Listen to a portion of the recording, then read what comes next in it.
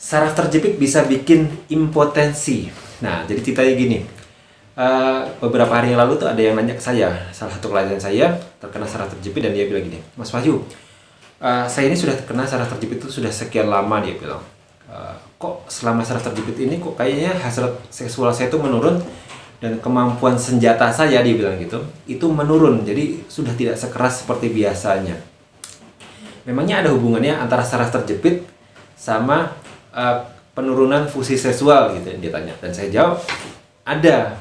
Nah, tapi bukan kata saya, ini adalah kata jurnal gitu ya. Jadi yang saya sebutkan itu, yang saya bilang itu adalah sesuai apa yang saya baca di jurnal. Nah, salah satunya adalah jurnal Spine itu mengatakan bahwa orang yang terkena saraf terjepit di usia 50 tahun ke atas itu mempunyai kemungkinan 34% untuk mengalami impotensi. Bayangkan, 34%, artinya sepertiga dari penderita saraf terjepit di atas usia 50 tahun ke atas itu mempunyai kemungkinan untuk terkena impotensi.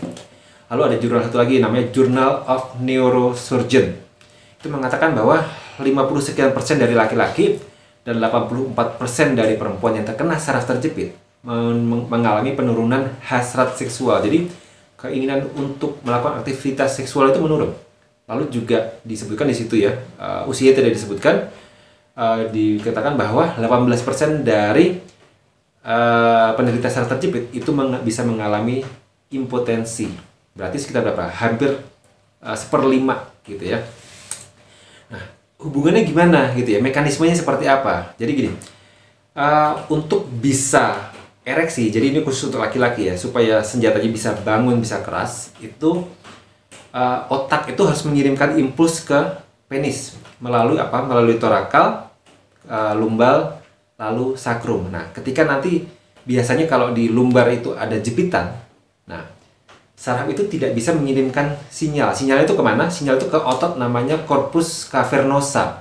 Nah, ketika sinyal ini melalui tulang belakang terusan keluar ke otot namanya corpus cavernosa. Nah, corpus cavernosa itu akan membuat rongga supaya darah itu bisa masuk gitu ya. Kita dapat rangsang dari otak, sinyal sarafnya disalurkan lewat saraf, terusan sampai ke otot. Ototnya nanti membesar membentuk rongga. Rongga itu nanti dimasukin sama darah, akhirnya penisnya akan membesar. Nah, tapi ketika sarafnya terjepit, entah di lumbar, entah di sakrum gitu ya, nanti sinyal itu nggak bisa nyampe ke situ. Kalaupun nyampe, mungkin ya cuma sekian persennya. Akhirnya apa? Si corpus cavernosanya ini tidak bisa membesar. Ketika tidak bisa membesar, darah nggak bisa masuk.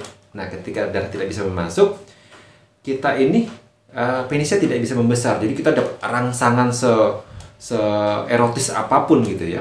Tapi kalau sinyalnya tidak bisa sampai ke corpus cavernosa ini, ya si penis tidak akan bisa membesar. Itulah masalahnya.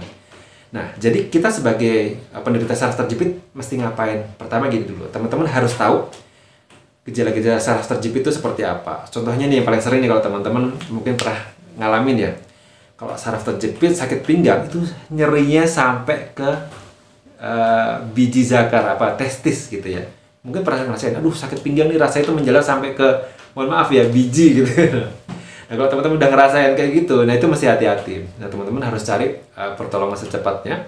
Kenapa? Karena kalau tidak ditolong secepatnya, nanti takutnya jepitan itu sudah permanen, fungsi sarafnya menurun permanen, dan impotensinya bisa permanen. Nah, jadi harus terapi di mana? Mana aja terserah, nggak harus ke saya. Karena teman-teman kan juga nggak semuanya ada di Bandung. Dicari di kota teman-teman yang benar-benar mengerti saraf terjepit dan metodenya aman ya, ingat ya, mengerti saraf terjepit dan metodenya aman gitu. Nah, dibuat teman-teman hati-hati kalau terkena saraf terjepit karena bisa merusak masa depan teman-teman. Oke, semoga informasi ini bisa membantu terus belajar terapi bersama Qironesia.